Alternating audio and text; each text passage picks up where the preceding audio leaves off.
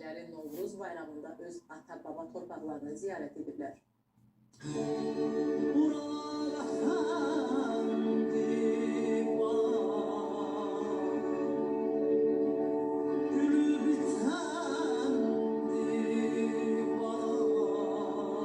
Günlük qələbədən sonra Qubadlı rayonunun Tatar, Qaraqoyunlu, Qiyaslı kəndlərinin sakinləri öz ata-baba torpaqlarını bir neçə dəfə ziyarət ediblər. Bu dəfəki ziyarətləri isə xalqımızın milli bayramı olan Novruz bayramına təsadüf edib.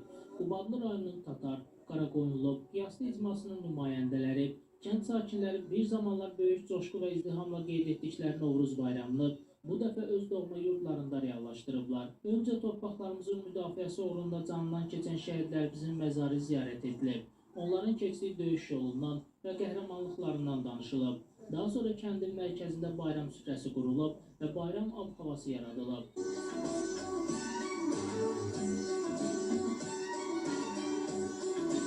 Bu kəndlərin özünə məxsus adətlərindən biri də Novruz bayramında simvolik olaraq seçilmiş şahın, vəzir, vəkilinin məclisə təşrif buyurmasıdır. Qədim xalq adət-ənənələrimizi özündə birləşdirən oyunlar təşkil olunub. Səhnələr nümayiş etdirilib. Novruzun gəlişini bildirən tonqal alovlandırılıb.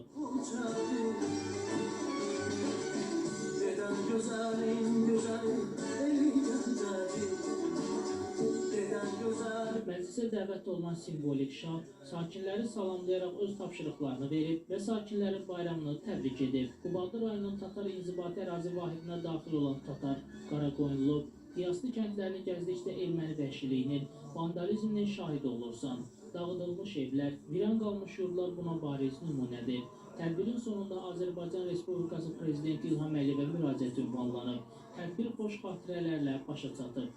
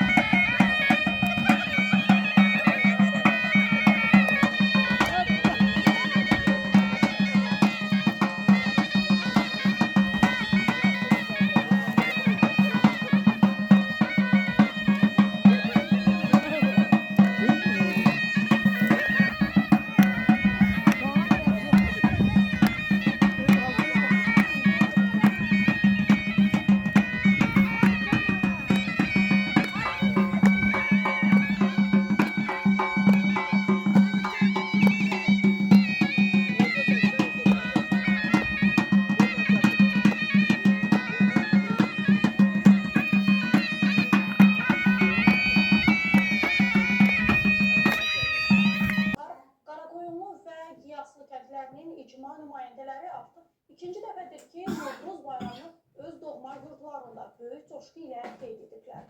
Qubadlı rayonunun Tatar inzibati ərazi vahidinə daxil olan Tatar, Qaraqoyunlu və Qiyaslı kəndlərinin icma nümayəndələri artıq ikinci dəfədir ki, Novruz bayramını öz doğma yurdlarında böyük coşqu ilə qeyd ediblər. Uzun illərdən sonra ata-baba torpaqlarına qayıdan sakinlər üçün bu bayram sadəcə bir ənənə deyil, həm də həsrətin sona çatmasının, yurdla qovuşmanın rəmzi olub. Qeyd edək ki, Qubadlı rayonu Azərbaycanın cənub-qərbində yerləşən zəngin tarixi qədim yaşayış məskənləri və özünə məxsus mədəni irsi ilə seçilən bölgələrdən biridir. Rayon uzun illər işğal altında qaldıqdan sonra azad olunmuş və bugün yenidən dirçəliş mərhələsinə qədəm qoymuşdu. Qubadlının kəndləri əsrlərlə formalaşmış adət-ənənələri, folkloru və icma həyat tərzi ilə seçilir və bu dəyərlərin bərpası bugün də prioritet olaraq qalır. Bayram tədbiri ilk olaraq torpaqlarımızın azadlığı uğrunda canlarını fəda etmiş şəhidlərin məzarlarının ziyarəti ilə başlayıb. Şəhidlərin şərəfli döyüş yolu və qəhrəmanlıqları ehtiramla yad edilib. Ruhlarına dualar oxunub. Bu anlar iştirakçılar üçün həm qürur, həm də dərin kədər hissləri ilə yadda qalıb. Daha sonra kəndin mərkəzində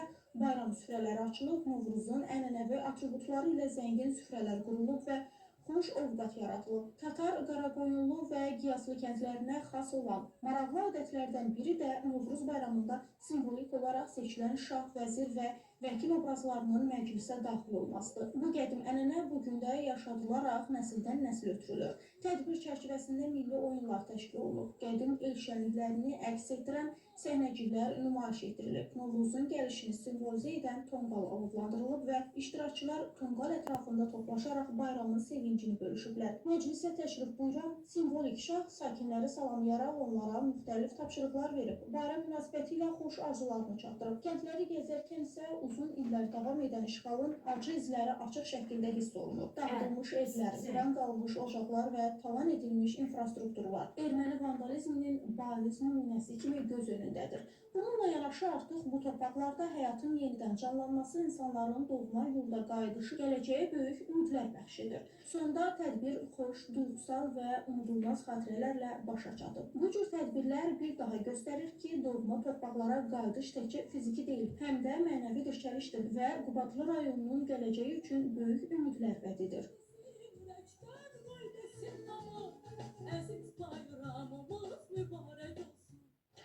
Neftçala